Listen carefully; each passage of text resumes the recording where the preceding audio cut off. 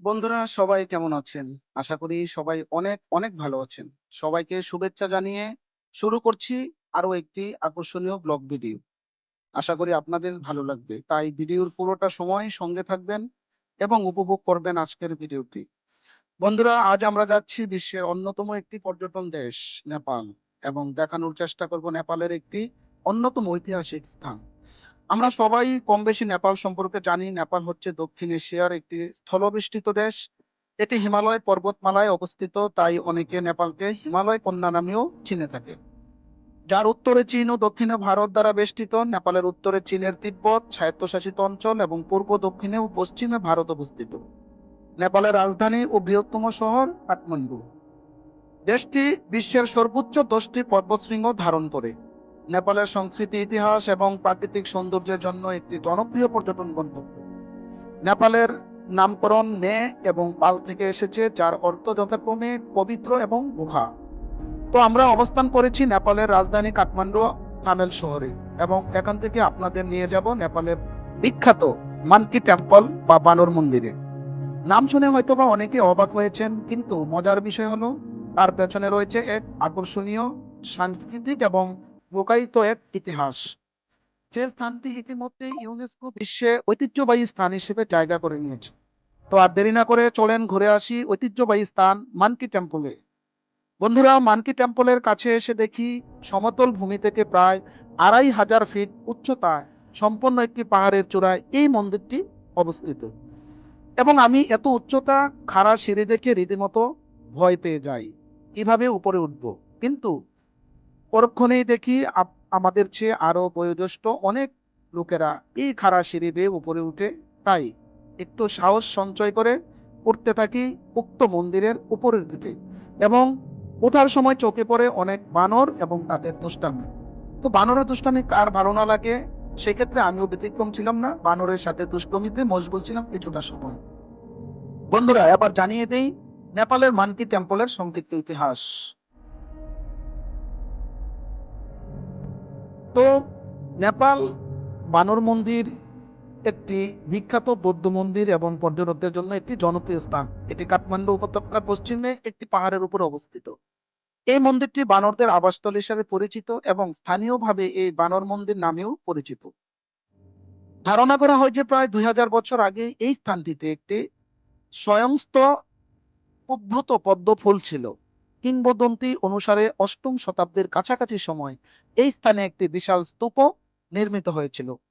পরবর্তীতে বিভিন্ন রাজা ও শাসকরা এই মন্দির কমপ্লেক্সের উন্নতি সম্প্রসারণ করেন।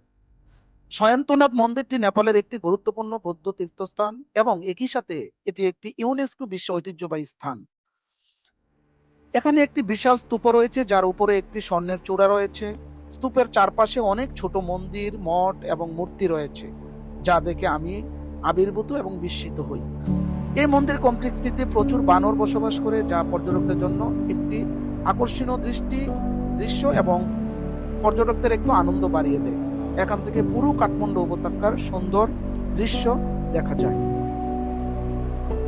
বানর মন্দির নেপালের সংস্কৃতি ও ঐতিহ্যের একটি গুরুত্বপূর্ণ অংশ।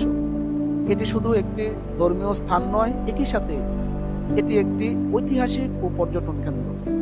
বন্ধুরা, টেম্পলে একদম চূড়ায় উঠে আমার চোখে যে জিনিসটি পড়ে, সেখানে বিভিন্ন ধর্ম অনুসারী গুরুজন বিভিন্ন ধর্মীয় পুস্তক নিয়ে বসে আছে এবং বহিরাগত কোনো পর্যটক দেখলে তারা কাছে ডাকে এবং জানানোর চেষ্টা করে এই মন্দিরের ইতিহাস, সংস্কৃতি এবং ঐতিহ্য। ধর্মীয় রীতি রেওয়াজের পাশাপাশি এই পুণ্য স্থানটিতে অনেক দূর থেকে পর্যটকরা এসে ভিড় জমান এবং দেশি বিদেশি অনেক পর্যটক এই জায়গাটিতে এসে এবং তাদের মনের বাসনা এই জায়গাতে প্রকাশ করে। ধারণা করা হয় মানুষ কোনো আশা এবং মনের কোনো অপ্রাপ্তি নিয়ে যদি এই মানকি টেম্পলের চূড়ায় এসে তাদের দেবতার কাছে কিছু চায়, সেখান থেকে নাকি কেউ খালি হাতে ফেরে না। তো নেপালের মানুষ অনেক বন্ধুসুলভ আচরণ করে পর্যটকদের সাথে এবং নেপালের ভাষাভাষী বিভিন্ন ভাষা প্রচলিত আছে নেপালে, বিশেষ করে নেপালি ভাষাটা সেখানে বেশি চলে। সংস্কৃতির দিক থেকে নেপাল কোনো অংশে পিছিয়ে নেই। নেপালের ইতিহাসের সাথে জড়িয়ে আছে হিন্দু, বৌদ্ধ এবং অন্যান্য সাংস্কৃতিক মিশ্রণ। এটি একটি বহু জাতিগত, বহু সাংস্কৃতিক এবং বহুভাষিক দেশ। এখানকার প্রধান ভাষা নেপালি হলেও আরও অনেক স্থানীয় ভাষা প্রচলিত আছে। গণতান্ত্রিক প্রজাতন্ত্রে বর্তমান নেপাল একটি গণতান্ত্রিক প্রজাতন্ত্র। সংবিধান 2008 সালে নেপালের নতুন সংবিধান গৃহীত হয় এবং এটি একটি ধর্মনিরপেক্ষ রাষ্ট্র হিসেবে ঘোষণা করা হয়। তবে সংবিধানে সনাতন ধর্মের গুরুত্ব উল্লেখ করা আছে। নেপালের ইতিহাস ও সংস্কৃতি পর্যটকদের কাছে আজও আকর্ষণীয়। এখানকার প্রাকৃতিক সৌন্দর্য, ঐতিহাসিক স্থান এবং বিভিন্ন সাংস্কৃতিক মিলন এটিকে আরো আকর্ষণীয় করে তুলেছে।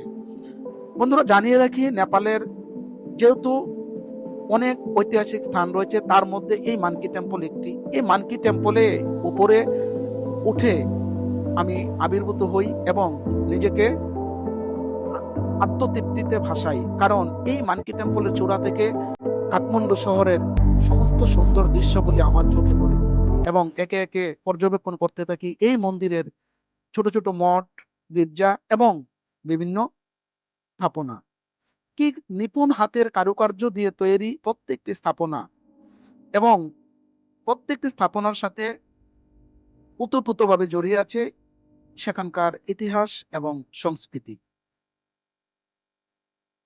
মন্দিরের চূড়ায় অবস্থানকালে আমার চোখে পড়ে দেশি বিদেশি অনেক পর্যটক এবং মনের আনন্দ নিয়ে জানার চেষ্টা করে 2500 ফিট উচ্চতায় এই মানকি টেম্পলের বিভিন্ন ইতিহাস এবং ঐতিহ্য সম্পর্কে এবং উপভোগ করতে থাকে এই মানকি টেম্পলের অপরূপ সৌন্দর্যের মিলন মেলা।